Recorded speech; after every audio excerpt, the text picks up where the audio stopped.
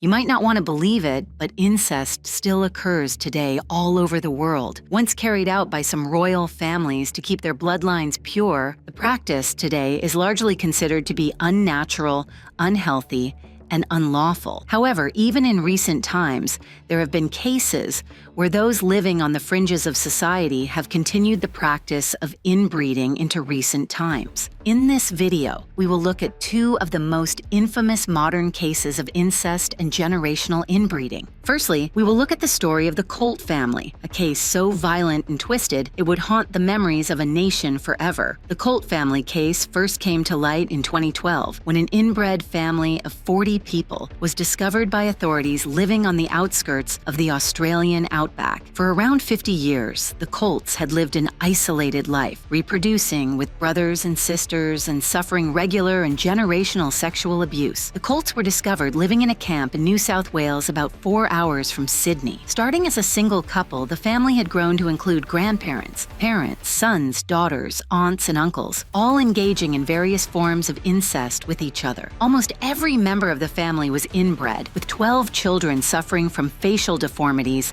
speech difficulties, and horrific hygiene. Most of the children were found to be malnourished and illiterate. It gets worse and worse. Some of them are sleeping next to buckets of feces and urine. There was someone in the woods out just feral who was pregnant. The family lived without electricity or plumbing, sleeping in tents, sheds, and caravans. Many of the children had never attended school and didn't know how to use toilet paper or a toothbrush. The case was so infamous and disturbing that the Australian legal system gave all family members fake names to protect their identities. The family first arrived in Australia in the 1970s. The original couple were two New Zealand natives named June and Tim. June, who was the product of brother-sister incest, married Tim in 1966. The couple had 7 children together, at least one of whom Tim began to rape from an early age. Tim had a total of 5 children with his daughter Betty, who later became the leader of the family after her parents' death. It is likely that virtually all members of the family were involved in sexual abuse and incest throughout their lives. Sexual relationships between parents and children were commonplace, with Betty herself being found to have sent sexual messages to her son Bobby after her arrest. It seems that the sexual abuse and incest was seen as normal among family members. It's likely that most of the Colts had suffered abuse at the hands of other members during their lives, as well as carrying out sexual violence themselves. There were even incidents of the girls being tied to trees and raped by the boys. The family was discovered after one of the children was overheard in school, stating one of her sisters was pregnant, and they did not know which of her brothers was the father. This triggered a chain of events that led to authorities raiding the camp. Most of the adults were arrested and the children were taken into care. In total, there were 38 members living in the camp.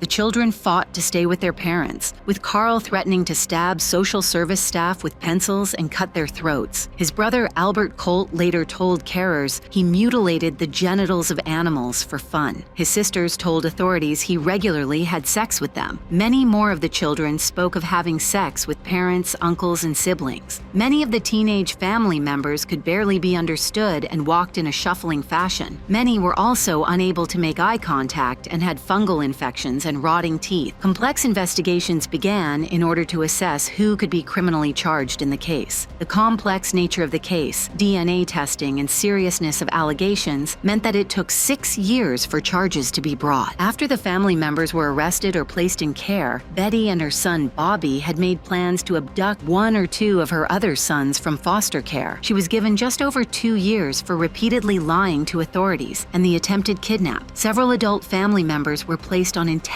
corrections orders for lying to the courts. Betty's son, Derek, was sentenced to 3 years and 10 months for incest, while her brother, Frank, was found guilty of raping his niece, half-sister, 3 years after the family's discovery. The former clan now live spread across Australia, with their identities strictly hidden by law. The case was described by Chief Inspector Peter Yeomans as like nothing I've ever seen. It remains one of the most bizarre and horrific cases of incest and isolation ever recorded in modern history. For the next case, we have to travel to the other side of the world, where an American photographer discovered an isolated family living in West Virginia in 2004 called the Whitakers. I hear stories about your family, that your parents were brother and sister or cousins or something like that? Nothing like that? For many years, the family has been famous for their mysterious history and unique lifestyle. But unlike the Colt family, the Whitakers' story is regularly being updated. The family was first discovered by photographer Mark Laita while on the hunt for interesting people to photograph in West Virginia. Originally introduced to the family by a policeman, Laita returned years later with a video camera to document the family once again. What can you tell me about your family? Not much. No? You love your parents? Yeah, I love my family. Good family? He quickly noticed that some of the family suffered from physical and mental disabilities, with several members incapable of speaking. How old are you? How old? What are you eating tonight for dinner?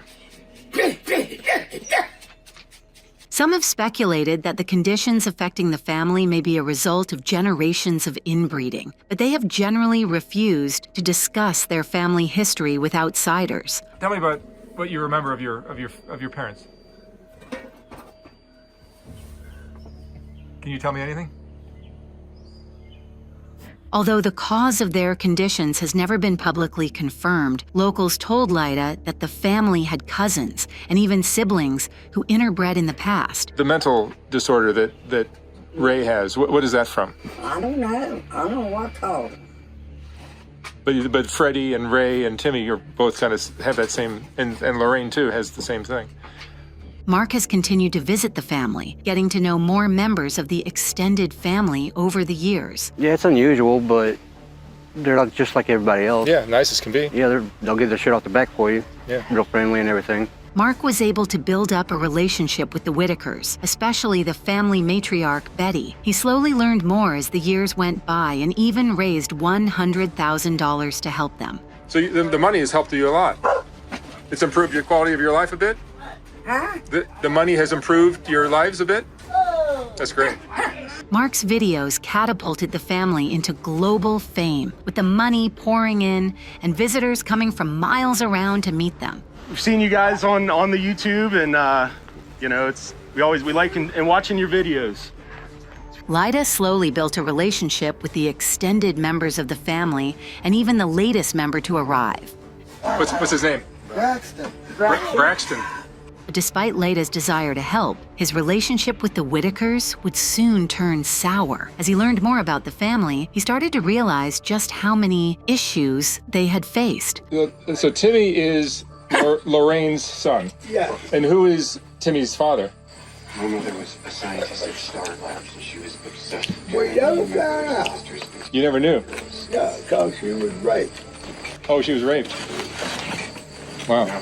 Two of the grandchildren in the family told Laita how their parents had struggled with drug addiction and domestic violence. My grandpa tried to shoot one of our stepdads. He was in there beating our mom. Unfortunately, Mark later described how the Whitakers began spending the money instead of saving it for a new home as planned. Every few week calls from Betty or Larry asking for money, the money that's in these accounts gets depleted. Mark later discovered that Betty's daughter had been using much of the money for drugs. Just because Betty and this family came into some luck with me, that doesn't mean you should take advantage of them. On one occasion, Betty's daughter even lied about the death of her father so that Mark would send her money for the funeral. Mark discovered that he was alive after making a surprise visit to the family home. For you to, I'm not proud of what I done. I'm not. yeah, you're telling me there's a funeral today at 3 o'clock? I'm not proud of what I done. Mark struggled to completely abandon the family despite their dishonesty and issues, and continues to post videos on his YouTube documenting his interactions with them to this day. The cases of the Colts and the Whitakers might be two of the most well-known cases of generational inbreeding in recent history. Although the extent that the families are truly inbred may never be known, both these cases sent shockwaves around the world for very different reasons. Thanks for watching Crime 101. Any particular story we missed out on that you know about? Let us know in the comments.